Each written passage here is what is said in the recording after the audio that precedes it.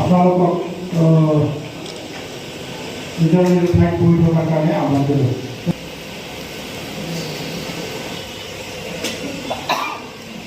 এই হিচাপতে আমি প্ৰত্যেক বছৰতে আমি আমাৰ শিক্ষাৰ্থীসকলক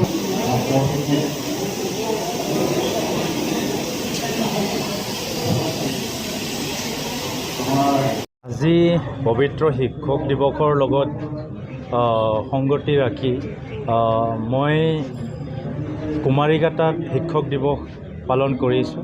এই শিক্ষক দিৱসত আমাৰ অৱসৰপ্ৰাপ্ত শিক্ষাগুৰুসকলক ইয়াত এটা মত বিনিময় অনুষ্ঠানো আমি ইয়াত আয়োজন কৰিছোঁ।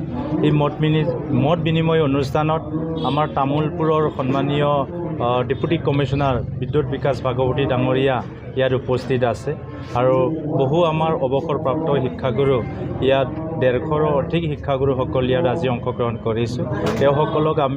তেওঁসকলে মানৱ সম্পদ গঢ়াৰ কাৰণে এখন সুস্থ নাগৰিক ইয়াত সৃষ্টি কৰাৰ কাৰণে যি নিজৰ জীৱনত ত্যাগ কৰি আহিলে, সমাজৰ কাৰণে অৰিহণা যোগাই আহিলে, সেই অৰিহণা ত্যাগক আমি সদায় তেওঁসকলৰ লগত সমভাগী হোৱাৰ কাৰণে আজি ইয়াত আমি শিক্ষক দিৱসৰ লগত সংগতি ৰাখি অৱসৰপ্ৰাপ্ত শিক্ষাগুৰুসকলক সম্বৰ্ধনা দিয়া এটা অনুষ্ঠান কৰিছোঁ। ইয়াত শিক্ষকসকলক মানপত্ৰ এখন দিয়া হৈছে আৰু সম্বৰ্ধনা জনোৱা হৈছে, যাতে তেওঁসকলে যাতে নিজকে অকলশৰীয়া যাতে অনুভৱ নকৰে।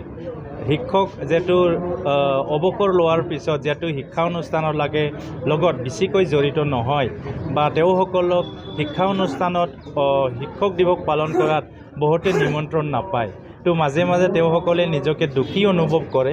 গতিকে এই দুখী অনুভৱ কৰাটো যাতে আমি নাইকিয়া কৰিব পাৰোঁ, ইয়াৰ কাৰণে অৱসৰপ্ৰাপ্ত শিক্ষাগুৰুসকলক লৈ আজি ইয়াত এই কাৰ্যসূচীটো অনুষ্ঠিত কৰা হৈছে।